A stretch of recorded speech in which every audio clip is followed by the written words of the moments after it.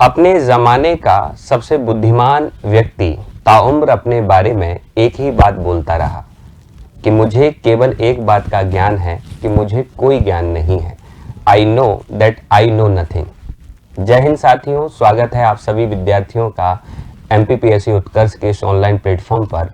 और मेरा नाम है विक्रमादित्य। तो मेरे साथ मिलकर आज आप ऐसी शख्सियत पर चर्चा करेंगे जिस शख्सियत ने न केवल संपूर्ण विश्व को नैतिकता का संदेश मात्र दिया, अपितु उस नैतिकता को अपने जीवन में इस भांति उतारा कि जब बात आई कि जीवन और नैतिकता में से किसी एक को चुनना है तो उन्होंने नैतिकता को चुना और मृत्यु को सहर्ष गले लगाया। आज के संपूर्ण वीडियो में हम दो पहलुओं पर चर्चा करेंगे। सबसे पहले शुरुआत में हम जानेंगे एक महान विचारक, महान दार्शनिक एवं महान संत कहे जाने वाले सुकरात के बारे में। सुकरात के जीवन के कुछ महत्वपूर्ण पहलुओं और रोचक किस्सों पर चर्चा करेंगे, जिन पर बहुत ही संक्षिप्त चर्चा होगी क्योंकि यह हमारी परीक्षा के लिए बहुत ज़्यादा महत्वपूर्ण नहीं होता है। ज़्यादा महत्वपूर्ण क्या है? तो ज़्यादा महत्वपूर्ण है सुकरात के जीवन को नहीं, सुकरात के जीवन दर्शन को समझना। सुकरात ने ज्ञान के लिए जिस विधि का प्रयोग किया, जैसे कुछ किताबों में द्वंद्वात्मक विधि, कुछ किताबों में बौद्धिक प्रसाविका और कुछ किताबों में धात्विक प्रणाली कहा जाता है, तो कहीं कहा जाता है डायलेक्टिकल मेथड। तो ज़्यादा जोर इस बात पर रहेगा कि सुकरात ने जिस विधि का प्रयोग किया वह विधि ठीक इस प्रकार की और MPPSC किस प्रकार से प्रश्न यहाँ से पूछ सकता है। मैं आपको बता दूं कि यह संपूर्ण वीडियो मुख्य परीक्षा के पेपर क्रमांक 4 यानी कि जिसे आप सामान्य रूप से एथिक्स कहते हैं, लेकिन जिसे MPPSC कहता है दर्शन शास्त्र, मनोविज्ञान और लोक प्रशासन, तो उस पेपर की पहली इकाई है जिसे दर्शन शास्त्र या मैं कहूँ दार्शनिक विचारक या समाज सुधारक उसके अंतर्गत शामिल किए गए हैं और उस इकाई में पहला ही नाम लिखा हुआ है सुकरात का। तो चलिए शुरू करते हैं। शुरुआत में सबसे पहले जानेंगे कौन थे सुकरात और किन परिस्थितियों में उभर करके आया यह सितारा। तो मैं आपको बता दूं कि तत्कालीन यूनान, जिसे आज के समय पर कहा जाता है ग्रीस, आप लगातार सुनते भी रहते हैं ग्रीस, और प्रारंभिक परीक्षा की तैयारियों के दौरान भी आप लगातार पढ़ते रहते हैं कि वह यूनान या ग्रीस जहां से ओलंपिक खेलों का आयोजन हुआ। जी हाँ, ये वही भूमि है जहां पर सुकरात का भी जन्म हुआ। कहा यह जाता है कि 469 BC, यानी कि डेट इंपॉर्टेंट नहीं रखती, मैं आपको बता दूं, महत्वपूर्ण ये रखता है कि सुकरात ने अपने जीवन में क्या किया। मैं आपको बता दूं आज से नहीं कहूँगा, मैं ये कहूँगा कि भाई 469 BC यानी कि 5वीं शताब्दी ईसा पूर्व में यूनान का एक महत्वपूर्ण प्रांत जिसे एथेंस कहा जाता था, आज भी एथेंस है, ऐसा नहीं है कि आज नहीं है, उस एथेंस में एक महान विचारक यानी कि सुकरात का जन्म हुआ। एक सामान्य से परिवार में सुकरात का जन्म हुआ। पिता मूर्तिकार थे और माँ थी धाय, जिसे कहा जाता है मिडवाइफ या जिसे कहा जाता है दाई। और ये शब्द आपके दिमाग में कुछ थोड़ा सा क्लिक भी हुआ होगा कि सुकरात इसी विधि का प्रयोग क्यों करते थे। मैं आपको बता दूं कि धाय, दाई या मिडवाइफ उस महिला को कहा जाता है जो एक महिला को बच्चा पैदा करने में मदद करती है। आप जानते हैं कि किसी जमाने में अस्पतालों का नामो निशान नहीं था, तो उस जमाने में जो महिलाएं गर्भवती होती थीं, जब भी अपने बच्चे को जन्म देती थीं तो एक विशेषज्ञ महिला को बुलाया जाता था, विशेषज्ञ महिला को बुलाया जाता था, जो आकर के उस बच्चे को जन्म देने में मदद करवाती थी। यानी कि गर्भ से बाहर आने में अगर किसी प्रकार की परेशानी आ रही है तो उस महिला विशेष के द्वारा बच्चे को बड़े आसानी से बाहर निकालने का काम किया जाता था। तो माँ, आप समझ सकते हैं कि एक प्रकार से नर्स स्तर का काम करने का उस समय पर उनके पास का जो था यही रोजगार था। वहीं दूसरी ओर पिता उनके मूर्तिकार थे। तो एक सामान्य से परिवेश में जो है सुकरात का जन्म हुआ और जैसा कि आप देखते ही हैं कि एक कहानी और मिलती है, सुकरात जो थे वो विवाहित भी थे। समय बदला और उस समय पर अगर मैं बात करूं तो पूरी यूनान में बोला बाला था एक विशेष प्रकार की समाज का, जैसे हम कहते थे सोफिस्ट। सोफिस्ट आप ठीक वैसा ही समझ सकते हैं जैसे जिस समय पर गौतम बुद्ध का जन्म हुआ तो हिंदुस्तान में जो समाज या मैं एक प्रकार से कहूँ जो सोसाइटी का शासन था, जिसे हम कहते हैं ब्राह्मणवाद के नाम से, तो ठीक उसी प्रकार से आप कह सकते हैं कि यूनान में जिस कल्चर का, जिस आइडियोलॉजी का प्रभाव ज़्यादा था, उसे सोफिस्ट कहा जाता। तो सोफिस्ट शब्द भी कहाँ से आया, संक्षेप में इसको भी जान लेते हैं। जिस प्रकार से हमारे सत्य सनातन धर्म में विद्या की देवी के रूप में माँ सरस्वती को पूजा जाता है, वैसे ही यूनान में विद्या की एक देवी हैं जिन्हें कहा जाता है सोफिया। वही सोफिया जिसे आपने प्रारंभिक परीक्षा की तैयारी के दौरान भी जाना होगा इकाई नंबर 9 के अंतर्गत। तो मैं आपको बता दूं कि सोफिया यानी कि ज्ञान की देवी, और जो ज्ञान की देवी के उपासक होते थे उन्हें कहा जाता था सोफिस्ट। तो ये सोफिस्ट जो विचारधारा थी, ये अपने अंतिम चरण में जो था वो अपने पतन की ओर उन्मुख होने लगी। यहाँ पर अनैतिकताएं आ गई और उन्होंने कहा कि व्यक्ति ही नैतिकता का प्रबल मापदंड है, यानी कि नैतिकता यूनिवर्सल नहीं होगी, यानी कि नैतिकता पूरे समाज पर लागू नहीं होगी। नैतिकता वही है जो व्यक्ति को उचित लगता है। आपको अगर लगता है कि ये काम सही है तो आप कीजिए, आपको लगता है कि यह काम गलत है तो ना कीजिए। तो आप समझ सकते हैं ऐसी सोसाइटी में जो सामाजिक नैतिकता है वह किस प्रकार से क्षीण होती रही होगी। तो ऐसे समय पर जब सोफिस्टों के द्वारा जो विद्यार्थी तैयार किए गए वो उच्च पदों पर पहुंचे, और उसके बाद जैसे ही एथेंस का युद्ध उस जमाने की एक बड़े ही मजबूत रियासत स्पार्टा के साथ हुआ तो एथेंस की पराजय हुई। सुकरात ने ये देखा और उन्होंने देखा कि इस प्रकार की शिक्षा व्यवस्था का यूनान पर काफ़ी प्रतिकूल प्रभाव पड़ रहा है। तब ऐसी स्थिति में सुकरात कहाँ चुप रहते। सुकरात ने युवाओं से संवाद करना प्रारंभ किया। जब सोक्रेटिस यानी सुकरात ने युवाओं से संवाद करना प्रारंभ किया तो उन्होंने उनको नैतिकता का पाठ पढ़ाया। उनका मानना था कि जो नैतिकता है वो व्यक्तिगत ना होकर सामूहिक होनी चाहिए, यानी कि अगर कोई सत्य है तो वह सत्य मेरे अकेले के लिए नहीं, वह संपूर्ण समाज के लिए, संपूर्ण विश्व के लिए सत्य होगा। तो मैं ये कह सकता हूँ कि सुकरात जो थे वो वस्तुनिष्ठता के प्रबल समर्थक थे कि कैसे भी करके नियमों में, कैसे भी करके आचरण में वस्तुनिष्ठता हो, ऑब्जेक्टिविटी आई और नैतिकता आई। सुकरात, ऐसा कहा जाता है कि सुकरात ने अपने विद्यार्थियों से कहा कि आप सत्य को जानने के लिए प्रयास करें और किसी भी व्यक्ति का तब तक सम्मान ना करें जब तक वह आपको ऐसा ना लगे कि वह व्यक्ति ज्ञानी है। संक्षेप में मैं कहूँगा कि सुकरात का संदेश था कि केवल और केवल ज्ञानी का ही सम्मान करो। अब एक प्रसंग यहाँ पर आता है कि एक बार सुकरात के शिष्यों ने यूनान यानी कि एथेंस के एक जज के साथ में संवाद किया। बड़ा ही रोचक प्रसंग है। सुकरात के शिष्यों ने जो है जज से पूछा कि आप जज हैं और हमने सुना है कि आप हत्यारे को मृत्यु दंड देते हैं। तो जज ने कहा मैं बिल्कुल हत्यारों को मृत्यु दंड देता हूं। तो उन्होंने पूछा कि आप बताएं कि हत्यारा किसे कहते हैं। और ये जो विधि है वो बड़ी ही रोचक है, क्योंकि प्रश्नोत्तर विधि इसे कहा जाता है। जिस विधि को जानने के लिए हम क्लास में या फिर मैं कहूँ इस सेशन के लिए हम लोग एकत्रित हुए हैं, तो मैं आपको बता दूं कि जज ने जवाब दिया कि हत्यारा किसे कहते हैं। इसका आंसर तो बड़ा आसान सा है कि जो व्यक्ति किसी की हत्या करे उसे हत्यारा कहते हैं। भाई जो किसी का मर्डर करेगा वही तो मर्डरर है। तब इन्होंने विद्यार्थियों ने कहा कि सुकरात के जो विद्यार्थी थे, जो उनके सुकरात के चेले थे, उन्होंने कहा जज से कि अच्छा तो इसका मतलब जो हमारे सैनिक हैं वो दूसरे देश के सैनिकों को मारेंगे वो भी हत्यारे हैं। अब देखिए आप प्रश्नोत्तर विधि का स्वरूप देखें।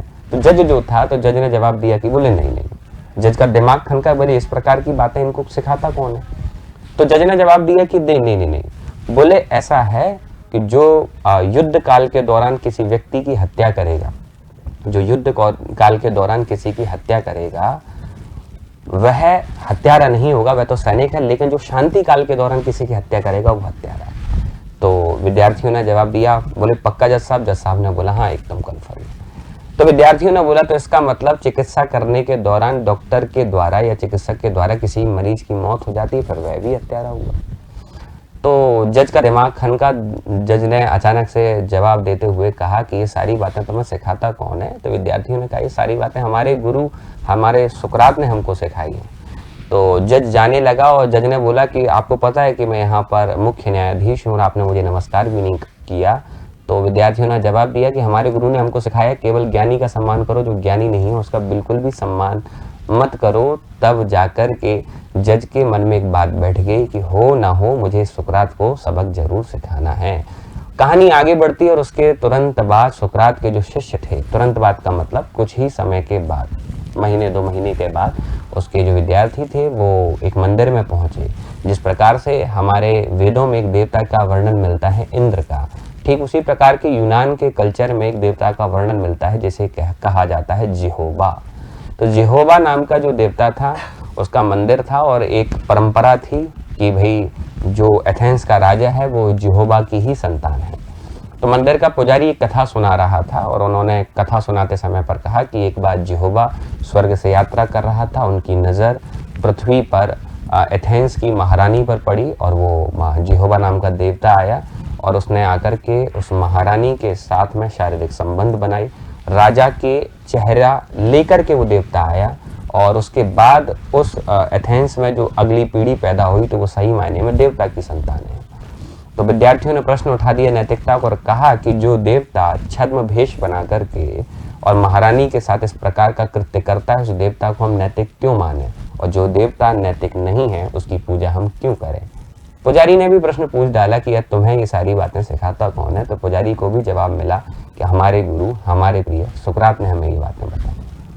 पुजारी ने भी जाकर के शिकायत जो थी वो राजा से कर दी और कुछ समय के बाद जब सुकरात की फैन फॉलोइंग यानी कि सुकरात के जो समर्थक थे उनकी संख्या बढ़ने लगी, इस बात का डर देखते हुए एथेंस की न्यायपालिका ने सुकरात पर 3 मुकदमे दायर किए, जिसमें से पहला मुकदमा था राष्ट्रद्रोह का, जिसमें से दूसरा मुकदमा था युवाओं को पथभ्रष्ट करने का और तीसरा मुकदमा था देश के देवताओं का अपमान करने का, यानी कि ब्लास्फेमी जिसे हम धर्म निंदा भी कहते हैं। तो ये 3 मुकदमे सुकरात के ऊपर लागू किए गए, उनके ऊपर दायर किए गए और बाद में सुकरात को बुलाया और सुकरात से कहा कि तुम्हें मौत की सज़ा दी जाती है, अगर आप चाहो तो अपनी नैतिकता को छोड़ करके जीवन को चुन सकते हो, लेकिन इसके लिए आपको माफ़ी मांगनी पड़ेगी। युवा जो पथभ्रष्ट हुए हैं उन्हें वापस से समझा करके मुख्य मार्ग पर लाना पड़ेगा, पुनः उन्हें रूढ़ियों के मार्ग पर लाना ही होगा। सुकरात ने कहा नैतिकता और जीवन में से अगर मुझे एक को चुनने की बात आए तो मैं केवल और केवल नैतिकता चुनूंगा, जीवन को नहीं, क्योंकि लोग इतिहास ये कहेंगे और आज हम चर्चा भी नहीं कर रहे होते। सुकरात ने ये कहा कि लोग ये कहेंगे कि सुकरात ने नैतिकता की बातें तो की, लेकिन जब नैतिकता के लिए मरने की बात आई तो सुकरात पीछे हट गए। इस कारण से सुकरात ने जीवन को नहीं चुना, नैतिकता को चुना और नैतिकता को चुना तो साथ में मिली मृत्यु। अब सुकरात के पास 3 विकल्प थे। कहा कि तुम्हें मौत दी जा रही है, आपके पास 3 विकल्प हैं, आप बताइए कि ओलंपिया पर्वत से आपको कूदने के लिए विवश किया जाए, आप कूद कर मरना चाहेंगे, या आपको फांसी दे दी जाए, या फिर ये बताइए कि एक जहर है जिसे यूनान में हेमलॉक कहा जाता था, ये आपको दिया जाए। तो मतलब जहर पीकर मरना पसंद करेंगे, भाई इच्छा मृत्यु है आपके पास कि आप कैसे मरना पसंद करेंगे, हेमलॉक पीना पसंद करेंगे, पर्वत से कूद कर मरना पसंद करेंगे, या फांसी दे दी जाए। तब ऐसी स्थिति ने सुकरात ने उस जज की ओर देखा जिस जज की बेइज्जती सुकरात के शिष्यों ने की थी। तो हुआ ये कि सुकरात ने बोला, सुकरात आत्मा की अमरता में विश्वास रखते थे, सुकरात ने बोला कि अगर तुम मेरी आत्मा नहीं मार सकते तो मार सकते हो केवल और केवल मेरा शरीर। अगर तुम चाहते हो कि सुकरात की आत्मा की भी मौत हो जाए, तब ऐसी स्थिति में किसी एक ऐसे व्यक्ति को जो नैतिक है उसे अनैतिक व्यक्ति की कुर्सी पर बिठा दिया जाए। सुकरात का सीधा सीधा इशारा था जज की कुर्सी की तरफ। अगर आपने मुझे ओलंपिया पर्वत से कुदाया, या आपने मुझे हेमलॉक नाम का जहर दिया, या आपने मुझे फांसी दी, तो आप केवल और केवल मार सकते हो मेरे शरीर को, लेकिन अगर जज साहब आप मुझे अपनी कुर्सी पर बैठने का मौका दे देंगे तो मेरा शरीर तो मर ही जाएगा, मेरी आत्मा भी मर जाएगी। यानी मरने के ठीक पहले भी सुकरात ने नैतिकता का इतना समर्थन किया कि जज जो था वो आग बबूला हो गया और सुकरात को हेमलॉक पीने के लिए मजबूर किया गया। कहा तो यह भी जाता है कि सुकरात के शिष्य उस सेना में शामिल थे और उन्होंने मौका भी दिया कि सुकरात आप चाहें तो यहाँ से बाहर निकल के जा सकते हैं, हमने एक रात के लिए बहुत सारे अधिकारियों को खरीदा हुआ है। लेकिन सुकरात ने कहा कि वही बात इतिहास आने वाले समय में मुझसे कहेगा कि नैतिकता के लिए बातें तो बहुत लोग करते हैं लेकिन जीवन में उतारेगा कौन। तो सुकरात ने खुशी खुशी वह जहर का प्याला पी लिया और कहा तो यह भी जाता है इस महान संत के बारे में कि ह्यूमैनिटी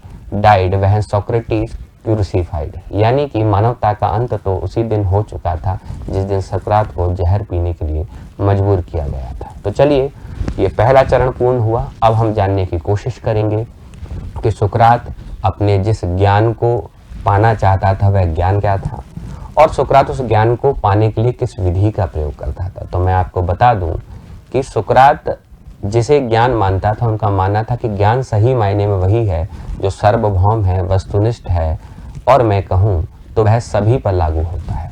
तो सुकरात केवल सार्वभौम ज्ञान की तलाश में रहता था, यानी कि अगर कोई नियम है तो वो नियम सभी के लिए होना चाहिए, अगर कोई अवधारणा है तो वह सभी के लिए होनी चाहिए। तो ऐसे यथार्थ ज्ञान की तलाश में लगातार सुकरात रहता था।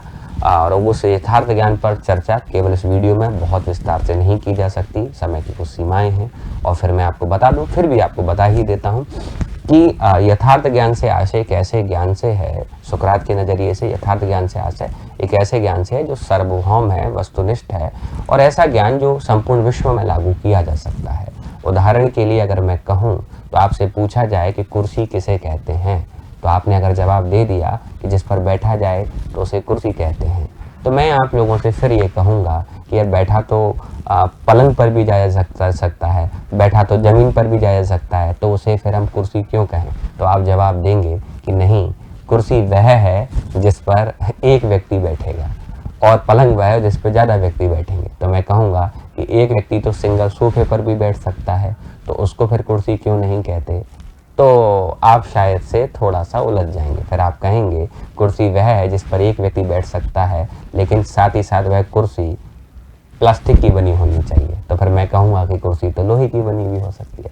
ढूंढते ढूंढते ढूंढते ढूंढते एक जवाब मिलेगा कि चेयर उसे कहा जाएगा जिसके भीतर चेयरनेस है ना। कुर्सी वह है जिसके अंदर कुर्सीत्व है। और इस बात की विस्तार जानकारी हम आने वाले समय में आपको देते रहेंगे, कुर्सीत्व किसे कहते हैं, तो है ना। अब मैं आपको बता देता हूँ, मुद्दे पर आते हैं जो सबसे इम्पोर्टेंट है और जो पीएससी की डिमांड है, सीधा उस पर आते हैं। और एमपी पीएससी की डिमांड है कि भाई सुकरात का यथार्थ ज्ञान में तो आप केवल इतना सा लिख करके आ जाएं कि वह ज्ञान जो सर्वभौम है, वस्तुनिष्ठ है और सर्वमान्य है, उस ज्ञान को कहा जाएगा सही मायने में ज्ञान या वास्तविक ज्ञान।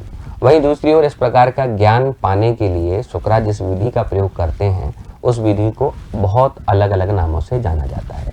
मैं आपको बता देता हूँ। सबसे पहले अगर आप उस विधि को कहना चाहेंगे तो आप कहेंगे धात्री प्रणाली।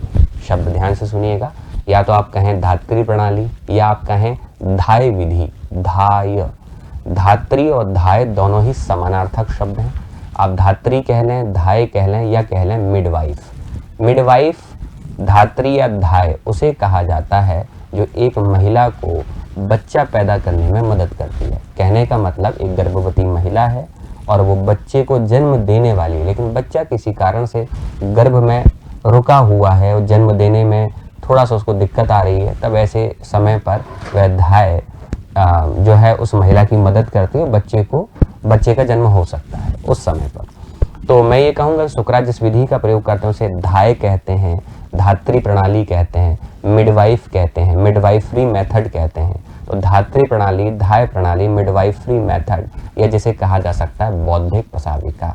बात यह आता है कि सुकरात ने अपनी विधि को यह नाम क्यों दिया। सुकरात आत्मा की अमरता में विश्वास रखते थे। एक मैंने शुरुआत में आपको कहानी के माध्यम से एकदम स्पष्ट किया। सुकरात का मानना था कि ज्ञान कहीं बाहर नहीं है, ज्ञान हमारे ही भीतर है। कहने का मतलब जैसे आप और मैं जब भी कभी पैदा हुए तो सुकरात आत्मा की अमरता में विश्वास रखते हैं, इसका मतलब पुनर्जन्म में भी विश्वास रखते हैं। तो हुआ क्या कि हमारे पास जो भी ज्ञान है वो पूर्व जन्म से आत्मा का ज्ञान है, और जो अपने आप में पूर्ण रूप में निर्धारित है और जो पहले से जो है आत्मा में विद्यमान था। अब जरा सोच करके देखिए, जब आत्मा में ज्ञान है तो हमें सारी बातें याद क्यों नहीं रहती। भाई जिस प्रकार से अगर आप मान लीजिए कीचड़ में गिर जाते हैं तो आपका, या होली के दिन आपको कोई कलर कर देता है, आपके ऊपर रंग कर देता है, तो आप जानते हैं कि आपका चेहरा स्पष्ट दिखाई नहीं पड़ता। लेकिन जैसे ही आप अपने आप को वॉश करते हैं, जैसे ही आप अपना चेहरा साफ करते हैं, तो आप स्पष्ट दिखाई पड़ने लग जाते हैं। ठीक ऐसे आप मान लीजिएगा कि आत्मा के ऊपर अज्ञान की परत जम चुकी है। अब उस परत को कैसे हटाया जाए, या मैं ये कहूँगा कि आत्मा के भीतर ज्ञान विद्यमान है। जिस प्रकार से गर्भवती महिला के गर्भ में बच्चा है, बस धाय उस बच्चे को बाहर निकालती है। मैंने कहा जो धाय या धात्री है वह केवल और केवल बच्चे को गर्भ से बाहर निकालती है, उस बच्चे का निर्माण नहीं करती। ठीक उसी प्रकार से ऐसी विधि जो ज्ञान का निर्माण ना करे, ज्ञान को बाहर निकाले, उस विधि को कहा जाता है धात्री प्रणाली या धाय विधि। मैं इसे कुछ शब्दों के माध्यम से और व्यक्त करना चाहूँगा। मैं ये कहूँगा, सुकरात के द्वारा अपनाई जाने वाली एक ऐसी विधि जिसमें ज्ञान को बाहर निकालने का प्रयास किया जाता था। उम्मीद है समझ में आया होगा। एक ऐसी विधि जिसमें ज्ञान को बाहर निकालने का प्रयास किया जाता है, बाहर निकालने का, निर्माण करने का नहीं। ध्यान दीजिएगा, मैंने कहा सुकरात के द्वारा अपनाई जाने वाली एक ऐसी विधि जिसमें ज्ञान को बाहर निकालने का प्रयास किया जाता है, उस विधि को कहा जाता है धाय विधि, धात्री प्रणाली, बौद्धिक प्रसाविका, या फिर मैं बात करूं मिडवाइफरी मेथड। अब सुकरात ऐसे ज्ञान को बाहर कैसे निकालेंगे? ज्ञान बाहर तब निकलेगा जब आपस में द्वंद्व होगा। द्वंद्व का मतलब लड़ने से नहीं है, द्वंद्व का मतलब है डायलेक्टिकल से। डायलेक्टिकल जो शब्द है वो निकल करके आया है डायलॉग से। डायलॉग का मतलब होता है बोलना, यानी प्रश्नोत्तर करना। जब दो व्यक्ति आपस में मिलकर के प्रश्न करें, जैसे सपोज मैंने मान लीजिएगा कि एक प्रश्न आपके ऊपर छोड़ दिया है कि चलिए बताइए नैतिकता किसे कहते हैं, तो आपने इसके बदले में जवाब दे दिया कि सर कि अच्छा काम करना ही नैतिकता है। अब मैं मान लीजिए मैं आपसे कहूँ कि एक प्रशासनिक अधिकारी है, उसने कलेक्टर के आदेश की अवहेलना करते हुए और जो है एक मकान को तोड़ने से इनकार कर दिया। अब बताइए क्या वो प्रशासनिक अधिकारी नैतिक रहा? तो आप कहेंगे नहीं। तो अब परिभाषा बदल जाएगी, आप ये कहेंगे कि सर प्रशासन के हिसाब से काम करना ही नैतिकता है। फिर मैं आपसे एक प्रश्न कर दूंगा कि चलिए बताइए कि आप ट्रैफिक डीएसपी के रूप में कार्यरत हैं और अचानक से पता चला कि 3 बालक जो हैं वो बिना हेलमेट के जा रहे हैं और तीनों बालकों में से एक ने कहा कि सर हमारा चालान आप ना काटें, क्योंकि हमारे जो बीच में दोस्त बैठा हुआ है इसको हार्ट अटैक आया हुआ है या इसको कोई बीमारी हुई है, इसको अस्पताल जाना है। आपने बोला नहीं मैं प्रशासनिक नैतिकता का पालन करूंगा और आपने उसका चालान काटा, तब तक व्यक्ति की मौत हो गई। चलिए बताइए आप क्या आप नैतिक रहे? तो आप कहेंगे जी नहीं, बिल्कुल। ऐसे ही अगर हम लगातार बात करते चले जाएंगे तो मुझे पूरा विश्वास है कि हम अंतिम निष्कर्ष तक जरूर पहुंचेंगे। तो मैं ये कहूँगा कि किसी भी एक विषय को लेकर सुकरात चर्चा करना पसंद करते थे, डायलेक्टिकल मेथड का प्रयोग करना पसंद करते थे, द्वंदात्मक विधि का प्रयोग करना पसंद करते थे, या जिसे प्रश्नोत्तर विधि कहते हैं। अब जरा सोच करके देखिए, सुकरात अपनी माँ से क्या सीखे? तो सुकरात ने अपनी माँ से सीखा कि मेरी माँ बच्चे का निर्माण नहीं करती, बच्चे को केवल बाहर निकालती है। तो ठीक इसी प्रकार से मुझे ज्ञान का निर्माण नहीं करना, क्योंकि आत्मा में ज्ञान तो पहले से ही विद्यमान है। मुझे केवल और केवल आत्मा के ज्ञान को बाहर निकालना है। तो आत्मा के ज्ञान को बाहर निकालने की विधि कहलाई धात्री प्रणाली, धाय विधि, बौद्धिक प्रसाविका, ये मिडवाइफरी मेथड। वहीं दूसरी ओर मैं ये कहूँ कि बाहर निकालने के लिए कौन सी मेथड प्रयोग करेंगे? तो आपने कहा द्वंदात्मक विधि, यानी डायलेक्टिकल मेथड।